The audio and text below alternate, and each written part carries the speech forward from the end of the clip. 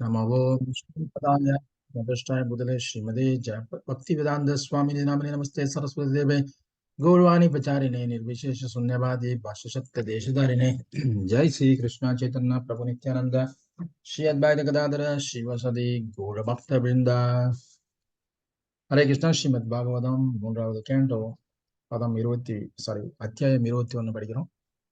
மனுவுக்கும் கருதமருக்கும் இடையேயான உரையாடல். ஸோ இந்த கருதமர் எங்கிருந்து வந்தாரு, மனு எங்கேருந்து வர போறாரு. ஸோ இதனுடைய தொடர்ச்சி முன்னாடி அத்தியாயத்துல நம்ம பார்த்ததுதான். பிரம்மா படைப்பு தொழில கடைசியா ரிஷி முனிகள் எல்லாம் படைச்சிருக்காரு. அதுக்கு முன்னாடி மனுவை படைச்சு அந்த மனித இனத்தை உருவாக்குறாரு. ஸோ இது எப்படி உருவாக்கப்படுது, நல்ல ஒரு சந்ததிகள், இப்போ யக்ஷர்கள் ராட்சசர்கள் இவங்கெல்லாம் உருவாகி பல தொல்லைகளை சந்திக்க நேர்ந்தது. இப்போ அடுத்த கட்டமாக கடைசி முடிவா வெரி லிமிடெட் எடிஷன் 4 லட்சம் பேர் தான். இவங்க தான் தன்னுணர்வு பாதையை தொடங்க வைக்க போறாங்க. இவங்கள தான் பிறப்பு பெரு சக்கரத்தை நிறுத்த போறாங்க. மறுபடியும் நித்தியமான உடல்ல போய் அவங்க சேர்றதுக்கான வாய்ப்பு இந்த மனித உடம்புல மட்டும்தான் சாத்தியம் என்பதை நம்ம இப்போ பார்க்க போறோம். ஸோ இவ்வளவு முக்கியத்துவமான இந்த மனித இனம் எப்படி வளர்ச்சி அடைந்தது, எப்படி கல்டிவேட் ஆனது, எப்படி இந்த பௌதிக உலகத்துல இவங்க பக்தி யோகத்தை எப்படி நிலைநிறுத்தி அதன் மூலமாக பகவானுடைய திருவடியை போய் சேர்றாங்க அப்படிங்கிற முக்கியமான விஷயத்தை நம்ம இந்த சாப்டர்ல விதுரருடைய பார்வையில நம்ம பார்க்கலாம். மைத்ரேயர் இதை ரொம்ப ஆர்வத்தோட சொல்றதுக்கு ரெடியா இருக்காரு. இப்போ விதுரர் பல விஷயங்களை மைத்ரேயருக்கு உற்சாகம் ஊட்டுற வகையில நினைவுபடுத்த போறார்.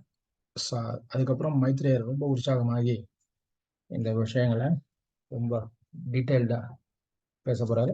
நம்ம இதை 21வது அத்தியாயத்தினுடைய சுருக்கத்தை நம்ம பார்க்கலாம்.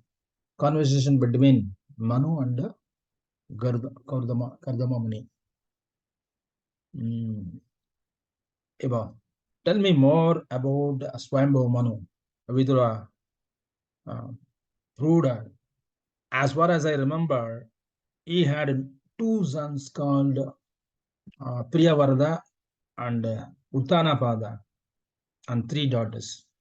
இப்போ விதுரர் வந்து கொஸ்டின் கேட்கும் போதே கூடவே ஆன்சரையும் கொடுத்து சில ஆன்சரையும் கொடுத்து தான் வந்து என்சாண்டிங்கா இருக்கிறேன், நான் கவனமான ஸ்டூடெண்ட் தான் அப்படிங்கிறத மைத்ரேயருக்கு உணர்த்துறார். இதுதான் ரொம்ப ஒரு ஸ்டூடெண்டுடைய ஒரு சீடனுடைய லட்சணம்.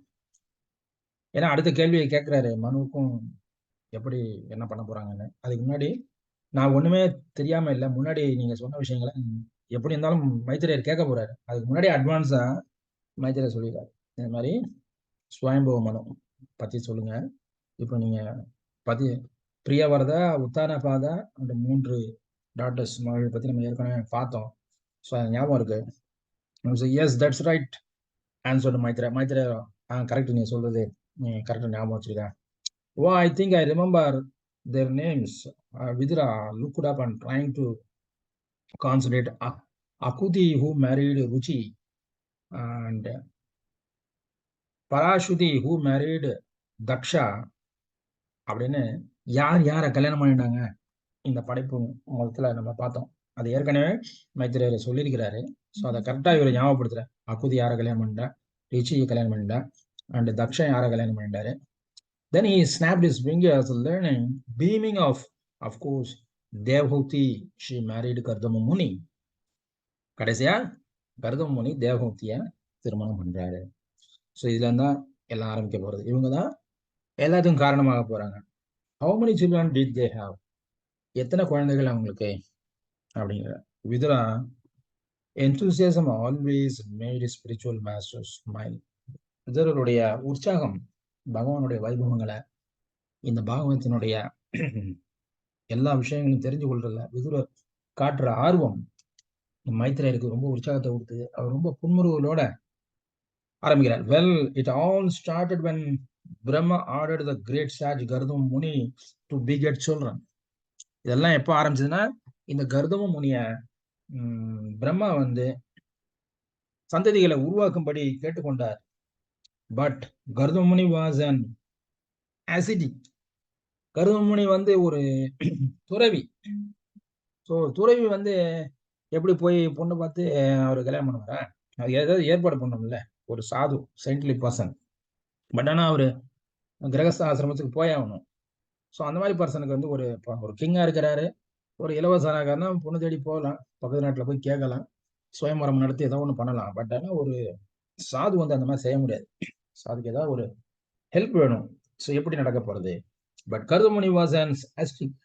So was he to find a wife and have a family? அவர் தேடி ஒரு பெண்ணை தேடி பிடிச்சி கல்யாணம் பண்ணாரா? என்ன நடந்துச்சு? Well, he turned to the person that could undoubtedly help him. Of course, he turned to Lord Vishnu. Brahma order கொடுத்துட்டாரு யாருக்கு? கருதமுனிக்கு, நீ போய் திருமணம் பண்ணி சந்ததிகளை விருத்தி பண்ணு. ஸோ இப்போ பிரம்மாவோட ஆர்டர் பகவானுடைய ஆர்டர் தான். ஸோ அதை எப்படி நம்ம செய்யறது? நம்ம ஒரு துறவியா இருக்கிறோமே, என்ன பண்ணலாம்? ஸோ அவர் என்ன பண்ணாரு? எல்லாருமே ஒன்றும் பண்ண வேண்டாம், பகவான்கிட்ட போய் எந்த பிரச்சனைக்கும் பகவானை தான் போய் சரணடையணும். எல்லாரும் அதுதான் ஒரே சொல்யூஷன். ஸோ கருதமுனி பகவானை போய் சரணடைகிறாரு. எப்படி சரணடைகிறார்? How? Well, he performed 10,000 years of penance on the banks of the river Saraswati. Saraswati நதிகரையில போய் 10,000 ஆண்டுகள் கருதமுனி தபஸ் பண்றார். he widened in disbelief 10,000 years. விதுரருடைய கண்கள் வந்து அப்படியே எப்படி 10,000 ஆண்டுகளுக்கு தபஸ் பண்றாரா அப்படின்னு சொல்லி கண்கள் வெளியுது. 10,000 years confirmed. மைத்திரர் வந்து ஆமா 10,000 ஆண்டுகள். And his trance of devotion pleased Lord Vishnu so much that he appeared directly before the saint. So இது 10,000 ஆண்டுகள் தபஸ் பண்ண உடனே பகவான் விஷ்ணு கருதம் முனி முன்னாடி நேரடியா தோன்றார். எப்படி தோன்றாரு? மறுபடியும் வர்ணனை. இந்த வர்ணனைய வந்து வர்ணிக்கிறதுல வந்து பாவத்தை மாதிரி வேற எதுவுமே நீங்க பார்க்க முடியாது. அகெயின் அண்ட் அகெயின் பகவானுடைய அந்த தோற்றத்தை, ரூபத்தை வர்ணிச்சுட்டே இருப்பாங்க. He stood right in the front of கர்தம் முனி. பகவான் கர்தம் முனிக்கு முன்னாடி நேரா வந்து நின்றாராம். ஆமா, yes, well, more in mid air on the shoulders of the Garuda. ஆகாயத்தின் மேல உயரத்துல கருடனுடைய தோல்ல ரொம்ப அழகா இஸ் ஈகிள் கேரியர், கழுகு, Garuda. Oh Vidura, lord Vishnu dazzled with the bright effulgence. ரொம்ப பிரகாசமான ஒரு தோற்றத்துல கருடன் மேல பகவான் விஷ்ணு உட்காந்து கருதம் முனிக்கு 10,000 ஆண்டுகள் கழிச்சு தரிசனம் கொடுக்குறாரு. He was such a captivating sight. அவருடைய பார்வை இத்தனை வருஷங்கள் கண்ணை மூடி தபஸ் பண்ணதுக்கு ஒரு அருமையான முழுமையான பலன் கை மேல கிடைச்சது. He glanced about, smiling, his lotus face framed with shiny dark locks of curly hair. பகவானுடைய தோற்றம் ரொம்ப புன்முறுவலோட, அவருடைய தலைமுடியெல்லாம் அப்படியே கர்லிங் சுழலா இருக்குது. அவருடைய அப்படியே அதை வந்து லாக் பண்ணிருக்குது. ஒரு முடி கட்டுற இன்னொரு முடி கட்டரோட பின்னி அப்படியே அவர் முகத்துல ரொம்ப அழகா தொங்குது.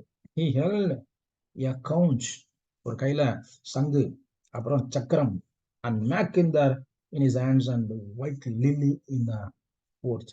ஒவ்வொரு கையிலையும் சங்கு, சக்கரம், கதா, அப்புறம் ஒரு கையில அந்த புஷ்பம், லில்லி ஃப்ளவர் வச்சுருக்காரு. He wore a garland of white lotus and water lilies. அவருடைய கழுத்துல அழகான வெள்ளை தாமரை மலர்கள் மற்றும் இந்த லில்லி ஃப்ளவர்ஸால செய்யப்பட்ட மாலைகள் எல்லாம் அணிஞ்சிருக்காரு. And to see this garland against his bluish hue, to see the encircling of கௌஸ்துபா gem on his chest. இந்த கௌஸ்துபா மணி அவருடைய மார்பிள் இருக்கு இல்லையா, அது மேல இந்த மாலைகள்லாம் விழுந்து புரண்டு கிடக்கு. And then concentrating with his golden attracted to the stone like lightning. அப்படியே தகன்னு மின்னக்கூடிய அவருடைய கீடங்கள் மற்ற ஆபரணங்கள். It was worth awaiting 10,000 years for such a sight. 10,000 வருஷம் தபஸ் பண்ணது வீண் போகல. முழுமையான பகவானுடைய தரிசனம் கருதம முனிக்கு கிடைக்குது. Maitreya described was what happened next. அப்போ விதுரர் அப்படியே அந்த ஒரு சின்ன பிரேக் அவர் விரும்பல. வாட் ஹேப்பன் நெக்ஸ்ட் அப்படின்னு அடுத்து என்ன நடந்துச்சு? கருதம முனி immediately fell to the ground. கருதம முனி அப்படியே நெடுஞ்சான் கிடையா பகவானுடைய திருவடியில விழுறார், offering obeisance. Then kneeling and feasting eyes on the Lord's alluring form. அதன் பிறகு மண்டிட்டு அமர்ந்து தன்னுடைய கண்களுக்கு பகவானுடைய ரூபத்தை விருந்தா கொடுக்குறார். ஸோ நம்மளுக்கு ஒரு பிடித்தமான காட்சி இருந்ததுன்னா கண்ணு சிமிட்டாம பார்த்துட்டு இருப்போம் இல்லையா? அந்த மாதிரி இவருக்கு 10,000 வருஷம் கழிச்சு கை மேல பலன் கிடைக்குது, இதை விடக்கூடாது அப்படின்னு சொல்லி பகவானை கண் குளிர அப்படியே அள்ளி பார்த்துட்டு இருக்க. கண்களுக்கு விருந்து. My power of sight is now fulfilled, he said. கர்தமுனி சொன்ன முதல் வார்த்தை என்ன? என்னுடைய பார்வையினுடைய சக்தி இன்னைக்கு முழுமை அடைந்தது. என் கண்ணு பார்வை இருக்கிறதுக்கான பிரயோஜனமே இன்னைக்கு நடந்து போச்சு. ஸோ கண்ணு இருக்கிறதுக்கான காரணமே என்னன்னா பகவானுடைய ரூபத்தை பார்த்து ரசிக்கணுங்கிறது தான். காது இருக்கிறதுக்கான காரணமே இந்த பாகவத்தையும் பகவான் நாமத்தை கேட்கணுங்கிறதுக்கு தான். நாக்கு இருக்கிறதுக்கான காரணமே பகவானுடைய நாமத்தை சொல்லி பகவானுடைய அர்ப்பணிக்கப்பட்ட பிரசாதங்களை ருச்சிக்கிறதுக்கு தான். இப்படி ஒண்ணு இருக்கிறதுக்கான காரணமே பகவானுடைய சேவைக்காக தான். ஸோ இப்படி கண்களுக்கு இந்த விருந்து கிடைச்ச உடனே கருதமுனி ரொம்பவும் பரவச நிலைக்கு போற. ஸோ அவர் என்ன சொல்றாரு? Advanced yogis have to take many birth of deep meditation to see you. ரொம்ப முன்னேறிய யோகிகள்லாம் பல ஜென்மங்களாக மெடிடேஷன் பண்ணி தியானம் பண்ணி உங்களை அடையிறதுக்கு முயற்சி பண்றாங்க. Yet you have given me your mercy, dear Lord, by being present before me. ஆனா நீங்க இவ்வளவு சீக்கிரம் 10,000 வருஷம் அவருக்கு சீக்கிரம் எனக்கு தரிசனம் கொடுத்துட்டீங்க. நான் எவ்வளவு பாக்கியசாலி அப்படின்னு சொல்றாரு. All living beings are bound by the rope of satisfying their desires. எல்லா ஜீவராசிகளும் தங்களுடைய புலன் இன்பம் என்கிற கயிறுனால கட்டப்பட்டிருக்கிறார்கள். Deprived of intelligence. ஆனா புத்திசாலித்தனத்தினால என்ன நடக்குதுங்க? They worship you, your feet, to attain temporary pleasure of the senses. ஆனா மக்கள் என்ன செய்யறாங்க? பகவான் எதுக்காக பார்த்துட்டு இருக்காங்க? தங்களுடைய புலன் தேவைக்காக, தங்களுடைய பௌதிக தேவைக்காக, தற்காலிகமான தேவைக்காக உங்களை எல்லாம் பிரார்த்தனை பண்றாங்க. And yet you bestow your mercy even upon them. அவங்களுக்கு கூட நீங்க உங்க கருணையை கொடுத்து அவங்களுடைய விருப்பத்தை எல்லாம் நிறைவேற்றுறீங்க. அதே போல இந்த same way, desiring to marry, I took seek shelter at your lotus feet to satisfy my material desire. அதனால அதே மாதிரி என்னுடைய பௌதிகமான ஒரு தேவையை நான் உங்கள் மூலமாக நான் நிறைவேற்றிக் கொள்ள விரும்புகிறேன். அதற்கு நீங்க எனக்கு அவனை செய்ய வேண்டும். Please Lord, give me a wife whose qualities and character will match me, for you are like a desert tree. So எனக்கு இப்போ ஒரு மனைவி வேண்டும். எனக்கு பொருத்தமான என்னுடைய குணநலங்களுக்கு ஏற்ற வகையில எனக்கு பொருத்தமா சேவை செய்யக்கூடிய, தங்களுக்கு பக்தி தொண்டை நிறைவேற்றுவதற்கு எனக்கு துணையாக இருக்கக்கூடிய ஒரு மனைவி எனக்கு இப்ப வேண்டும். நீங்கள் இந்த வரத்தை அளிக்கக்கூடிய கற்பக விருட்சமாக எனக்கு கண் முன்னாடி இப்ப தெரியுறீங்க அப்படின்னு கருதமுனி தன்னுடைய பிரார்த்தனையில ஃபர்ஸ்ட் டிக்ளேர் பண்றார். Lord Vishnu looked at the sage with an affectionate smile. பகவான் ரொம்ப பாசமோட ஒரு புன்சரிப்பை பாக்குறாரு. ஏன்னா இவரு பௌதிகமான தேவையை கேட்கிறாரு. But is a very pure devotee. But இவருக்கு கடமை இருக்கு. அந்த கடமையை நிறைவேற்றிருக்கதான் அவர் கேட்கிறாரு. பிரம்மா இருக்கா கட்டளை இருக்காரு சந்ததிகளை பெருக்கணும்னு. இல்லாட்டினா இவர் பாட்டுக்கு 4 குமாரர் மாதிரி பக்தி தொண்டு பண்ணிட்டு துறவியாவே இருந்துருவார். பட் கடமை செய்யணும். விதிக்கப்பட்ட கடமைகளை நிறைவேற்றுவதன் மூலமா தான் பக்தி தொண்டை முழுமையை அடை செய்ய முடியும்னு பகவத்கீதையில பகவான் சொல்றார். ஸோ கருதமுனி இவ்வளவு பெரிய துறவி கடமைக்காக ஒரு மனைவியை தேடுறார். அதுக்கு பகவானுடைய அனுமதியும் அவருடைய உதவியும் அவருக்கு தேவைப்படுது. அதுக்காக 10,000 வருஷம் தபஸ் பண்ணார். Lord replied, I knew what was in your mind, dear கருதுமா. உன் மனசுல என்ன இருக்கு, என்ன செய்யணும்னு விரும்புற, இது எல்லாமே எனக்கு தெரியும். So I have already arrange for this. நான் இதுக்கு ஏற்கனவே ஏற்பாடு பண்ணிட்டேன். நீ ஒன்றும் கவலைப்பட வேண்டியதில்லை. There is no frustration for living entities that serve me with devotion like you. உன்னை மாதிரி எனக்கு சேவை பண்ணக்கூடிய உயிர் வாழிகள் ஜீவராசிகள் எல்லாத்துக்கும் எந்த விதமான கஷ்டமும் வராது. அவங்கள நான் பொறுப்பா அவங்களுடைய தேவைகளை நான் நிறைவேற்றுவேன். ஏன்னா பகவத்கீதையில சொல்லிட்டார் ஏற்கனவே 9ஆம் அத்தியாயத்துல, யோகக்ஷேமம் மகாமியகம்.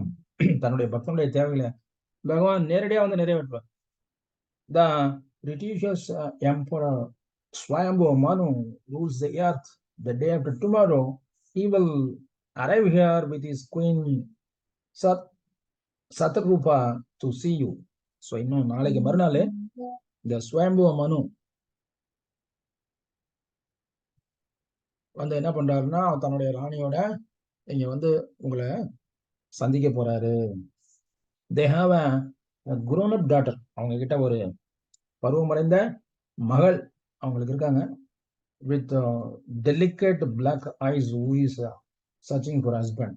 அந்த பெண்ணுக்கு அவங்க ஒரு கணவனை தேடிக்கிட்டு இருக்காங்க. ஸோ அவங்க உங்களை தேடி வந்து அந்த பெண்ணை உனக்கு மனைவியாக்குவார்கள். She is a queen. அவ வந்து சோமமனுடைய மகள்.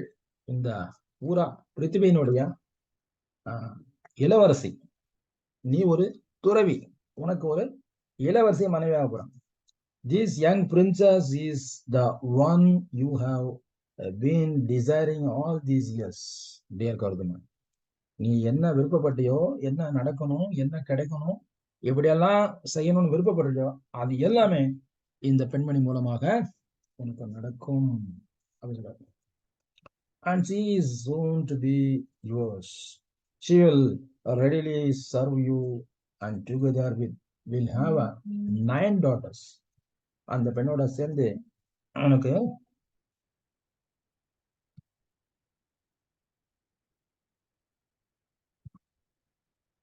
என்ன கிடைக்குது? உனக்கு 9 மகள்கள் பிறக்க போறாங்க. She will readily serve you and together you will have 9 daughters and who will later marry Sajus and have children. அவங்க உன்னுடைய கடமைய, உன்னுடைய பிரம்மாவுடைய கட்டளையை நிறைவேற்றும் வகையில அவங்க 9 ரிஷி சாதுக்களை திருமணம் பண்ணி அவங்க மேலும் மேலும் நல்ல நல்ல பக்தர்களை சாத்விகமான நிலையில இந்த சந்ததியை பெருக்குவதற்கு உதவி செய்வார்கள். கர்தமுனி ஸ்மைல்ட் இன் அப்ரிசியேஷன். கர்தமுனி முழு திருப்தியோட ரொம்ப ஆனந்தமா புன்முறுவலோட பகவானை பார்த்துட்டு, by following my orders continue the Lord. என்னுடைய கட்டளைகளை நீ மேலும் நிறைவேற்ற வேண்டியிருக்கிறது. Offering me the fruits of your acts. உன்னுடைய பலன்களை எல்லாம், உன்னுடைய பலன் பௌதிக பலன் கருதும் செயல்களுடைய பலன்களை எல்லாம் எனக்கு அர்ப்பணிக்க வேண்டும். And showing compassion to all living entities, your heart will be cleansed. எல்லா உயிர்வாழிகளையும் நேசிப்பதன் மூலமாக, எல்லா உயிர்வாழிகளையும் அரவணைப்பதன் மூலமாக உன்னுடைய இதயம் மிக மிக தூய்மையான நிலையை அடையும். You will attain self-realized and finally you will become to me. நீ தன்னுணர்வு பாதையில முன்னேறி கடைசியாக என்னை வந்து அடைவாய். உன்னுடைய கடமையை முடித்த பிறகு மீண்டும் நீ துறவு நிலைக்கு திரும்பி என்னை வந்து அடையலாம் அப்படி சொல்ற. கர்தமா நூட, yes, there was nothing more he wanted than to live this life in a service so his dear Lord. So இந்த வாழ்க்கையில எனக்கு வேற ஒன்றும் வேண்டாம், உன்னுடைய சேவை தான் ரொம்ப முக்கியமானது, என்னுடைய கடமையை நான் நிறைவேற்றினா போதும் அப்படின்னு சொல்ற. Finally, Lord Vishnu said, I will then incarnate as your son and I will instruct your wife Devahuti. உன்னுடைய மனைவி தேவஹூதி ஸ்வயம்பவனுடைய இளவரசி மகள், அவங்களுக்கு கடைசியா நானே மகனா வந்து பிறப்பேன். அப்படி பிறந்த பிறகு உன்னுடைய மனைவிக்கு நான் வந்து தேவையான அறிவுரைகளை வழிகாட்டுதலை நான் கொடுப்பேன் அப்படின்னு சொல்ல. ஏன்னா கருதமுனி வந்து ஒரு ரிஷி, துறவி, திருமண வாழ்க்கையை எடுத்துட்டு அவர் எல்லாம் சந்ததி பேரை முடிச்சோன்னா திரும்பியும் பகவான்கிட்ட வந்துருவாரு, துறவு வாழ்க்கையை போயிடுவாரு. அப்ப திருமணமான மனைவிய எப்படி விட்டுட்டு போறது? அவங்க யாரு பாத்துக்குவா? ஒரு பெண்ணை வந்து கணவன் தந்தை முதல்ல பாத்துக்குவாரு, அப்புறம் கணவன் பாத்துக்குவாரு, அந்த பிறகு அவனுடைய மகன் பாத்துக்குவார்.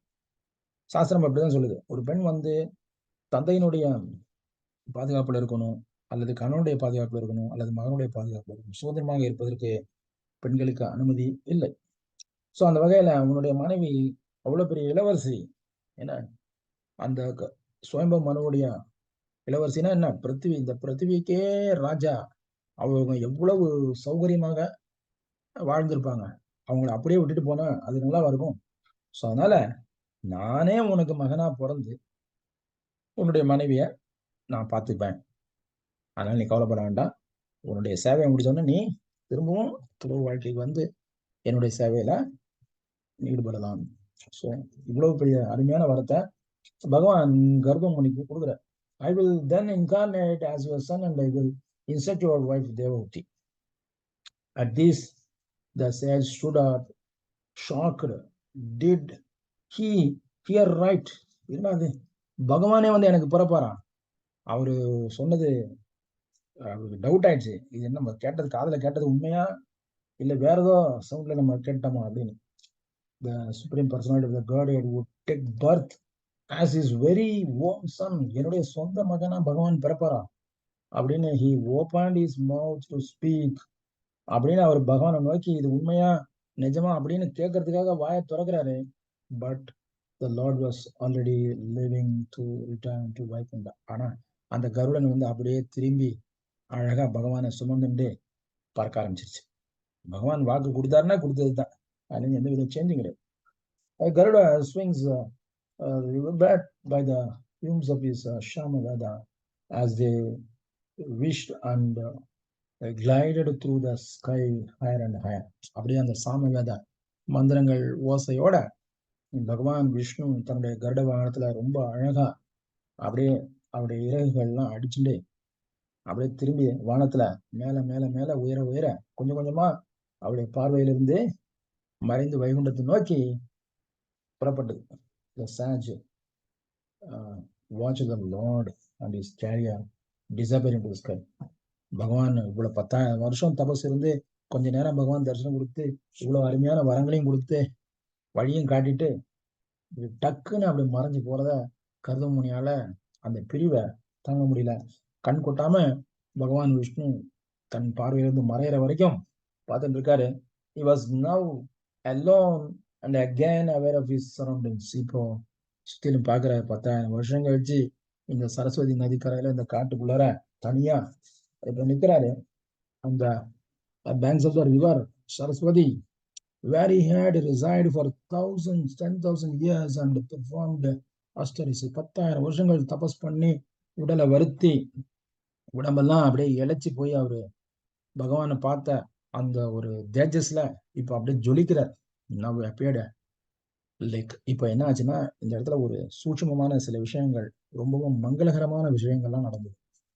இப்போ பகவான் வந்து தன்னுடைய பக்தனுடைய பக்திய மெச்சி இவ்வளவு அருமையா தன்னுடைய சேவையும் பார்த்துட்டு தன்னுடைய பௌதீகத்துல தப்பில்லாத ஒரு நிலைமையை எட்டி பிடிக்கணும்னு நினைக்கக்கூடிய இந்த பர்சனாலிட்டிய பகவானுக்கு ரொம்ப பிடிச்சு போச்சு. நல்ல கம்பேஷனா பகவான் வந்து கருதமுனியை பாக்குறாரு. ரொம்ப அன்போட பார்க்கும்போது அவருடைய கண்கள்ல இருந்து ஒரு துளி கண்ணீர் அப்படி உருண்டு கீழே வந்து விழுது. அது இந்த சரஸ்வதி நதி பக்கத்துல விழுந்து இது ஒரு பெரிய ஏரியாக இப்போ உருவெடுக்குது. He was shipped some of its water. So இந்த performed now it appeared a lake, ஒரு ஏரியா மாறுது. He sipped some of its water in the palms of and sipped it again. கர்தமுனி அந்த ஏரியில இருந்து தண்ணீரை தன்னுடைய உள்ளங்கையில எடுத்து அப்படி உறிஞ்சி குடிக்கிறாரு. அண்ட் அகெயின் மறுபடியும் குடிக்கிறாரு. It was unexpectedly sweet. மிக மிக சுவையான அமிர்தம் போன்ற சுவையை அந்த தண்ணீரில் கிடைச்சது. ஏன்னா இது பகவானுடைய கண்ணில இருந்து விழுந்த துளி நீர், அது வந்து அமிர்தமாக சுவைத்தது. For this lake was formed from the Lord's tears of compassion for the sage.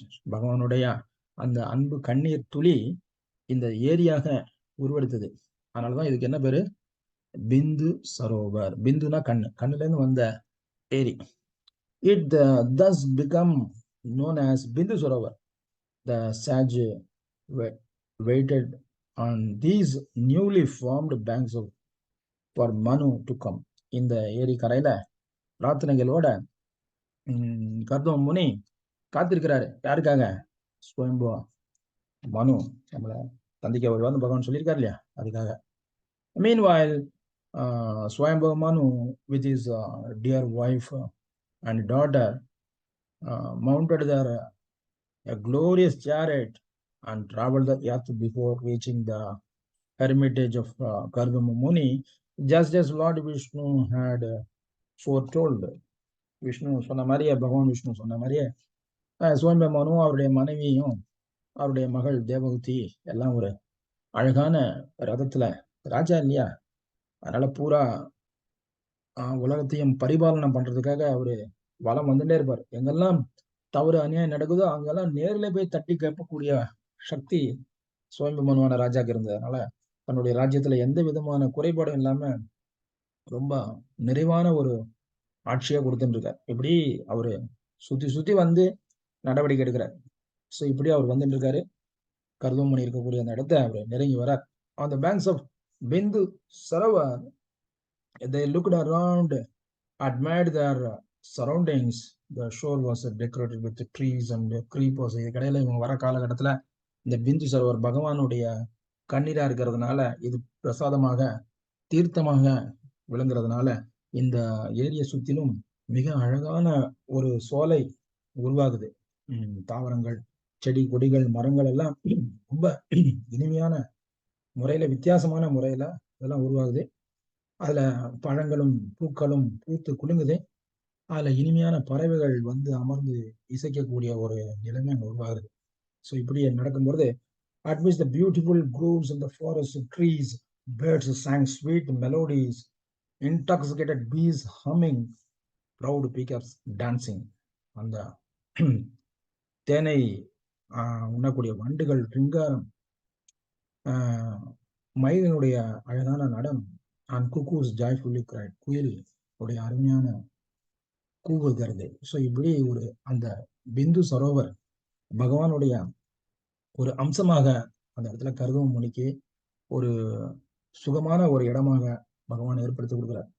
ஒரு roaming deer skipped through the woods, அப்படியே மான்கள் அப்படி தாவி ஓடி அந்த வனத்துக்கு நடுவுல மறைகிறது.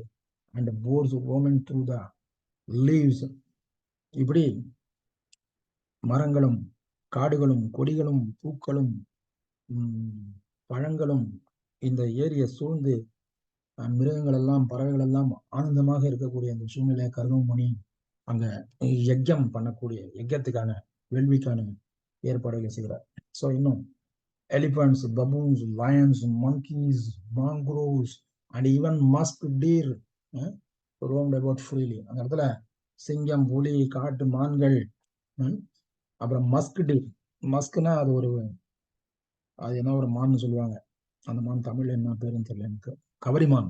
சரி, அந்த கவரிமான்ங்கிறது அதனுடைய வாசனை திரவியம், அது கொடுக்கக்கூடிய வாசனை வந்து பொருள் வெளிப்படுத்தக்கூடிய பொருள் வந்து மிகுந்த நறுமணத்துக்கு பகவானுடைய சேவையில பயன்படுத்தக்கூடிய ஒரு பொருள். அந்த மாதிரி கவரிமான்கள் அங்க ரொம்ப அதிகமா இடமாடுது. ஸோ இந்த சூழ்நிலை இவ்வளவு அருமையான ஒரு இடத்துக்கு ஸ்வயம்பமனு and Devahuti entered the sage-scarred hermitage and saw him sitting there, having just performed a fire sacrifice and offered obeisance into it. So அப்பதான் ஒரு வேள்வியை நடத்தி முடிச்சு கர்தம முனி அதுக்கான யஜ்ய அவிர்வாகத்தெல்லாம் பகவான் விஷ்ணுவுக்கு அர்ப்பணம் பண்ணி பிரார்த்தனை செய்து கொண்டிருக்கிறார். கர்தம முனி பாடி இஸ் ஷோன் பிரில்லியன்ட், அவருடைய உடல் வந்து பிரகாசிக்குது. although he was dressed in tags, rags and was engaged in service of finance for a long time. நீண்ட காலம் அவர் தபஸ் பண்ணதுனால அவருடைய உடல்லாம் ரொம்ப மெலிந்து, அவருடைய ஆடைகள்லாம் ரொம்ப நைந்து போன இருக்குது. ஆனா தேகம் வந்து முகமும் தேகமும் ரொம்ப பிரகாசமா இருக்குது, எஃபல்ஜென்ட். ஏன்னா அந்த தபஸனுடைய சக்தி, அங்க ஆன்மீக சக்தி அவர் உடம்புல இறங்கி இருக்கு. He did not appear emaciated, for the Lord had cast his affectionate sidelong glance on him, and Gardama had heard of nectar flowing from the Lord's moon-like words. பகவானுடைய அந்த சுகமான சந்திர ஒளியை போன்ற குளிர்ந்த வார்த்தைகள் வழிகாட்டுதல் கர்தம முனிய இப்படி ஒரு சக்தி படைத்த மிகவும் பக்குவமான ஒரு துறவியாக சுவயம்பமனு இப்ப அவரை பார்த்து ரொம்ப சந்தோஷப்படுறார். The sage looked up, his eyes large like lotus petals. Kardama முனி இப்ப சுவயம்பமனு பார்த்து கண்கள் விரிய, அவருக்கு ஆச்சரியம், பகவான் சொன்னது அப்படியே நடக்குது. He stood up and receive the guest. விருந்தாளிகளை வரவேற்று கர்தமுனி தன்னுடைய ஆசிரமத்துல அவங்கள அமர செய்கிறார். He was tall with his matted hair and soiled ragged garments. He looked like an unpolished gem. கர்தமுனி வந்து உடையெல்லாம் இப்படி இருக்குது, முடியெல்லாம் சிக்கா இருக்கு, பட் முகமும் தேகமும் பிரகாசமா இருக்கு. அது எப்படின்னா ஒரு பட்டை தீட்டப்படாத வைரம் போல அவரு ஜொலிக்கிறார். அரைகுறையா ஒரு வைரம் பட்டை தீட்டப்பட்டிருந்தா எப்படி அங்கங்க ஜொலிக்கும், அதை முழுமையா ரெடி பண்ணா இன்னும் பிரகாசமா இருக்கும். அந்த மாதிரி ஒரு வைரம் அப்படிங்கிறத கௌதம முனி நிரூபிச்சுட்டு இருக்கார். Immediately the emperor bowed before him. ஆனா சுயம்பு மனு கௌதம முனியுடைய காலில் விழுந்து வணங்குறார்.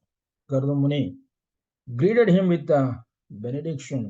கௌதம முனி ரொம்பவும் அன்போட அவரை வரவேற்கிறார். By raising his right hand and honored the king before offering him a sitting place. தன்னுடைய கைகளை உயர்த்தி கௌதம் சுயம்பு மனுக்கு அமர்வதற்கு ஒரு ஆசனத்தை தயார்படுத்தி அதை அமரச்சேரார். Remembering the Lord's words, Gardama spoke to the king sweetly. பகவானுடைய வார்த்தைகளை நினைவில் கொண்டு கர்தம முனி சுயம்பனுடன் பேசுறார். Dear Manu, you told the world to protect his innocent and destroy the miscreants and representatives of the Lord Hari. நீ பகவான் ஹரியினுடைய பிரதிநிதியாக இந்த பிரபஞ்சம், இந்த பௌதிக பிருத்திவிய தொடர்ந்து நீ வலம் வந்து தீவர்களை ஒடுக்கி மக்களுக்கு பாதுகாப்பு கொடுத்திருக்கக்கூடிய மிகப்பெரிய சேவையை நீங்க பண்ணிட்டு இருக்கீங்க. If you didn't mount your chariot, if there weren't trees sounds by the twirling of your bow, if you didn't roam the world leading an army making the earth tremble, the laws of the Lord would be broken by rogues and rascals. So நீங்க எப்படி தொடர்ந்து வலம் வந்து இந்த பிருத்திவிய பூமியை நீங்க காப்பாத்தலைன்னா இது முட்டாள்களும் திருளர்களும் கைவர்களும் அவங்களுடைய கை ஓங்கி போயிடும். All obeisance into you. அதனால என்னுடைய எல்லா விதமான பணிவான வணக்கங்களை நான் உங்களுக்கு தெரிவித்துக் கொள்கிறேன்.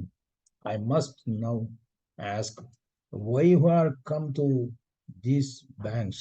இந்த ஏரியினுடைய கரைக்கு என்னுடைய இந்த எளியவனுடைய இருப்பிடத்துக்கு தாங்கள் வருவதற்கான காரணம் என்ன? Whatever your purpose may be, we shall carry it out without hesitation. உங்களுடைய விருப்பம் நோக்கம் எதுவாக இருந்தாலும் தயக்கமில்லாமல் அதை என்னிடம் கூறி நீங்கள் நிறைவேற்றி கொள்ளலாம் அப்படின்னு கௌதம முனி சுயம்பு மனுகிட்ட தன்னுடைய உரையாடலை தொடங்குறாரு. இதுதான் இந்த 21 சாப்டர்னுடைய சாரம். அடுத்தது மறுபடியும் வந்து கௌதம முனி தொடர்ந்து பேச போறாரு. அப்புறம் கௌதம முனிக்கு திருமணம் எப்படி நடந்தது, எப்படி 9 பெண் குழந்தைகள் பிறந்தாங்க, அவங்க என்னெல்லாம் பண்ணாங்க. ஸோ கௌதம முனி தன்னுடைய மனைவி தேவஹூதிக்கு என்னெல்லாம் செஞ்சாரு. ஸோ இதெல்லாம் வந்து மிகப்பெரிய ஆச்சரியமான விஷயங்களை நம்ம பார்க்க போறோம். தேவஹூதி சுயம்பனுடைய இளவரசி, பிருத்திவியினுடைய இளவரசி. ஆனா கௌதம முனி ஒரு துறவி. அவங்கள திருமணம் பண்ணி காட்டுல வச்சு சாதாரண பர்ணசாலையில அவங்க சேவை பண்ணுவாங்க. ஸோ தேவஹூதி தான் இளவரசியா இருந்தாலும் திருமணத்துக்கு பின்னாடி கௌதம முனியுடைய சேவை மட்டுமே குறிக்கோளா இருந்து அரண்மனை வாழ்க்கையில் அவ்வளவு சுகபோகங்களை எல்லாம் அனுபவிச்சவங்க இப்ப காட்டுல எளிமையான ஒரு வாழ்க்கையை வாழ்ந்து தான் ஒரு சிறந்த பதிவிரதை அப்படிங்கிறத அவங்க நிரூபிப்பாங்க. இதெல்லாம் வந்து இந்த பாகவத்துல நம்முடைய ரோல் மாடலிங்க பார்த்து தெரிஞ்சுக்கணும். குந்தி மகாராணி இவங்கெல்லாம் எப்படி இவங்க சேவை பண்றாங்க. இந்த மாதிரி சேவை பண்ணி கடைசியில கௌதம முனி தன்னுடைய மனைவியினுடைய சேவைக்கும் அன்புக்கும் ரொம்பவும் அவரு இதாகி கடைசியில அவங்களுக்கு கொடுக்கக்கூடிய பரிசுகள்லாம் பார்த்தீங்கன்னா நீங்க கற்பனையில கூட பண்ணி பார்க்க முடியாது. அந்த மாதிரி பரிசுகளை அந்த தேவஹூதிக்கு அவங்க கொடுக்குறாங்க. பட் இப்பேற்பட்ட மிக உயர்ந்த பௌதிக வாழ்க்கைய கூட கடைசியில அவங்க துச்சமா தூக்கி போட்டுட்டு பகவானுடைய திருவடியில சரணடைஞ்சாங்க அப்படிங்கிறத நம்ம பின்னாடி படிக்க போறோம். அது எப்படி அதுல இருக்கக்கூடிய அந்த ரசங்கள் எல்லாம் எப்படி இந்த பௌதிகத்துல மேலோங்கி போனது, இந்த பௌதிகத்தையே அவங்க வந்து ஆன்மீகத்துக்கான பயன்பாடா கொண்டு வந்தது, யுக்த வைராக்கியமா அதை மாத்தினது, இதெல்லாம் வந்து ஒரு என்ன சொல்றது, இந்த கிரகஸ்த ஆசிரமத்துல எவ்வளவு உயர்ந்த நிலையை எட்டி பிடிக்க முடியும், அதுக்கான வாய்ப்புகள் பகவான் வச்சிருக்கிறாரு அப்படிங்கிறத இந்த கருதமுனி தேவகத்தி இந்த தம்பதிகளிடமிருந்து நம்ம அறிந்து கொள்ளலாம். மிக ஒரு உயர்ந்த வாழ்க்கையை வாழ்ந்து அவங்க பகவானுக்கு தங்களை அர்ப்பணித்து கொண்டது அடுத்த 2 அத்தியாயங்கள்ல நம்ம பார்க்க போறோம். ஸோ இப்போ 21 இந்த அத்தியாயத்துல இதனுடைய சுருக்கம் இவ்வளவுதான். இது மொத்தம் எத்தனை ஸ்லோகங்கள் இருக்குன்னு பார்த்தீங்கன்னா,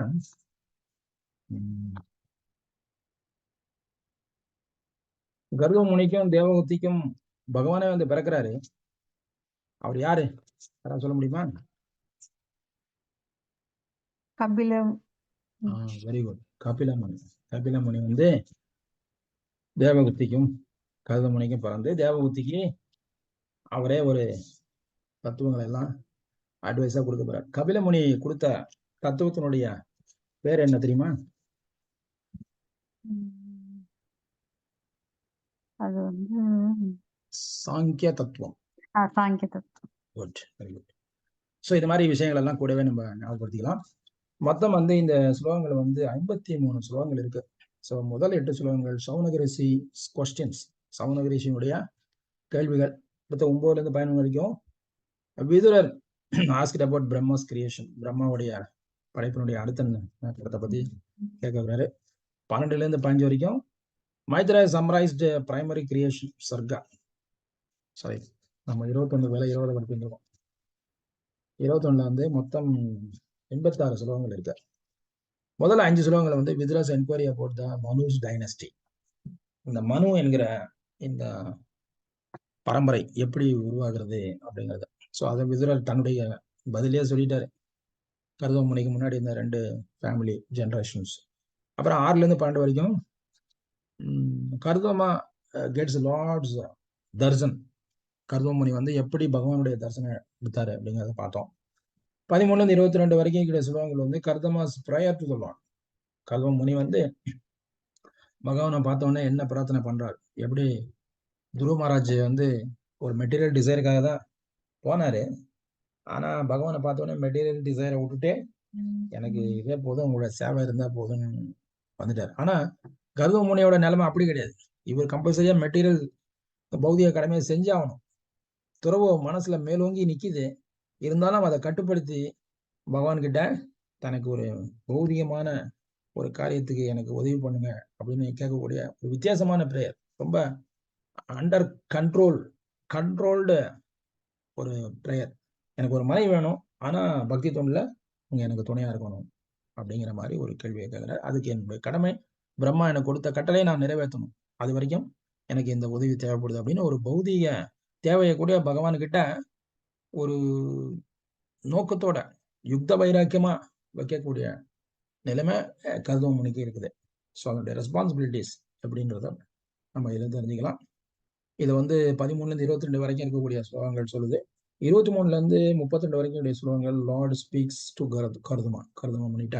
இந்த மாதிரி ஒரு கண்ட்ரோல்டு டிவோட்டிக்கு எப்படி பகவான் வந்து ரொம்ப கம்பேஷனா, ரொம்ப காருண்யத்தோட அவருக்கு தன்னுடைய செய்திகளை பகவான் இன்ஸ்ட்ரக்ஷன் கட்டளைகளை கொடுக்குறாரு.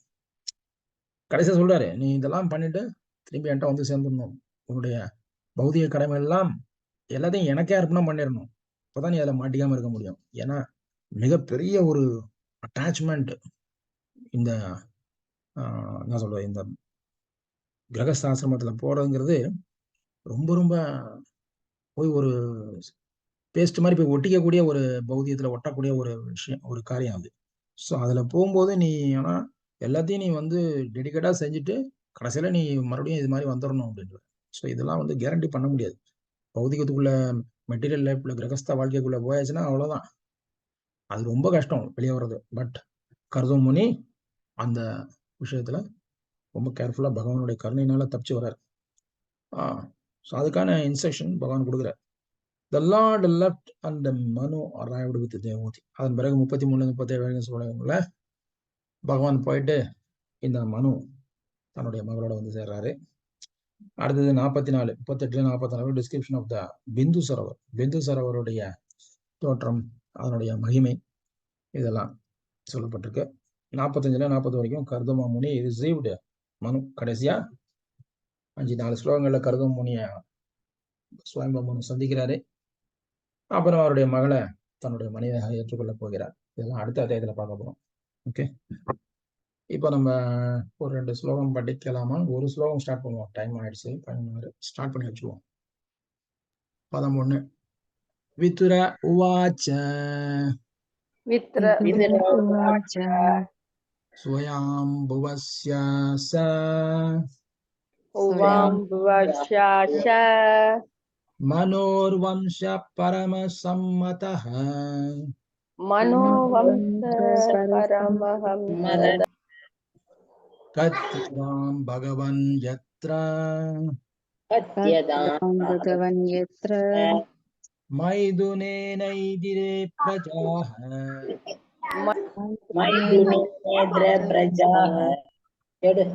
விதுர உவாச்ச, விதுரை கூறினார். ஸ்வயம்புவஸ்ய, ஸ்வயம்புவரின் ச மற்றும் மனுவின் வம்ச பரம்பரை பரம மிகவும் சம்மத மதிக்கப்பட்ட கத்தியதாம் தயவு செய்து வர்ணிக்க பகவன் ஓ வணக்கத்துக்குரிய முனிவரே எத்திர அங்கு மைதுகேன கல்வியின் மூலம் எதிரே பெருக்கப்பட்டு பிரஜா சந்ததி. விதுரர் கூறின ஸ்வயம்பு மனுவின் பரம்பரை மிகவும் பெருமைக்குரியது. வணக்கத்துக்குரிய முனிவரே, புணர்தலால் பெருகிய சந்ததிகளை உடைய இந்த இனத்தை பற்றி குறிப்புகளை தரும்படி உண்மை நான் வேண்டுகிறேன். விதுரர் ஸ்டார்ட் பண்ணி விடுறாரு. நல்ல மக்கள் தொகை உற்பத்தி செய்யும் முறையான பாலுணர்வு கொண்ட வாழ்வு ஒப்புக்கொள்ளத்தக்கது. உண்மையில் பாலுணர்வு வாழ்க்கையில் ஈடுபட்டவர்களின் வரலாறை கேட்பதில் விதுரர் ஆர்வம் கொள்ளவில்லை. ஆனால் சுயம்பு மனுவின் சந்ததி பற்றிய அறிய ஆர்வம் கொண்டார். ஏனெனில் அந்த பரம்பரையில் நல்ல பக்தியுள்ள அரசர்கள் தோன்றி தங்கள் மக்களை ஆன்மீக அறிவுடன் கவனமாக காப்பாற்றினார்கள். அதனால் அவர்களின் செயல்கள் பற்றிய வரலாற்றை கேட்பதால் ஒருவர் அதிக அறிவொளி பெற்றவராகிறார். இந்த தொடர்பில் பரமசம்மத என்னும் முக்கியமான சொல் பயன்படுத்தப்பட்டது. அது சுயம்பு மனுவால் படைக்கப்பட்ட சந்ததியும் அவர் பிள்ளைகள் அனைவராலும் ஏற்றுக்கொள்ளப்பட்டன. வேறு விதத்தில் கூறினார், முன்மாதிரியாக விளங்கும் மக்கள் தொகையை படைப்பதற்காக கல்வி வாழ்வு எல்லா முனிவர்களாலும் வேத இலக்கியத்தினுள் விற்பனர்களாலும் ஏற்றுக்கொள்ளப்படுகிறது. ஸோ இந்த சந்ததி விருத்தி பண்றதுக்கான காரணமே பகவானை பற்றி அறிந்து கொள்வதற்கும் பகவானுடைய சேவையில் ஈடுபடுவதற்கும் இந்த மனித இனம் முழுவதுமாக பயன்பட வேண்டும் அப்படிங்கிறதான் இதனுடைய நோக்கமே. அதுக்காக தான் மனித இனமே உருவாக்கப்பட்டது. ஸோ 80 லட்சம் வகையில முடியாததா இந்த 4 லட்சம் வகையில செய்யலாம்னு சொல்லி பகவான் பிரம்மாவுக்கு கட்டளையிட்டு பிரம்மா அதன்படி இந்த மனுக்களை உற்பத்தி செய்கிறார். அதுல சுயம்பவ மனு முதல்ல வந்து அவர் பகவானுடைய பிரம்மாவுடைய கட்டளைப்படி இந்த பிருத்திவிய உலக மக்களினுடைய நலனை பக்திய பாதுகாத்து நல்ல ஒழுக்கமான ஒரு வாழ்க்கைய மக்களுக்கு அளித்தார். ஸோ அதன் பிறகு இந்த ரிஷியான கௌதம முனியின் மூலமாக அடுத்த பக்தி தொண்டுல ஈடுபடக்கூடிய பக்தி மார்க்கத்தை விருத்தி பண்ணக்கூடிய ஒரு சந்ததிகளை உற்பத்தி பண்ணுவதற்காக கௌதம முனிய இந்த சுயம்பு மனுடைய மகளை அவங்களோட மனைவியாக்கி அதன் மூலமாக ஒரு தன்னுணர்வு சந்ததியை உருவாக்குற. ஸோ இப்படி உருவாக்குறதுக்கு கௌதம முனி காரணமா இருந்தார். பிரம்மாவும் அதை நிறைவேற்றுவதற்கு இந்த மாதிரியான ஒரு நடவடிக்கைகள்லாம் எடுத்திருக்காரு. ஸோ இதெல்லாம் இந்த ஆரம்பத்தை கேட்கறதுனால எல்லாருக்குமே தன்னுணர்வு பாதை உண்டாகும், அவருடைய அனர்த்தங்கள் இதயத்திலிருந்து போகும், நம்மளும் இந்த மாதிரியான ஒரு வாழ்க்கைய வாழ்வதற்கான ஆர்வம் தோன்றும் என்பது விதுரருடைய விருப்பம். அதனால இந்த கேள்வியில கேட்டு பொருத்தமான அந்த விஷயங்கள் எல்லாம் அவருக்கு நினைவூட்டி மைத்ரேயரை உற்சாகப்படுத்துறார். ஸோ இப்படி இந்த அத்தியாயம் ஆரம்பிக்குது. ஸோ இதோட நான் நிறுத்துறேன். மீண்டும் நம்ம நாளைக்கு இதை தொடர்ந்து நம்ம பார்க்கலாம். ஏதாவது சந்தேகம் கேள்விகள் இருந்தால் கேட்கலாம். Hare Krishna कृष्ण प्रभु Krishna.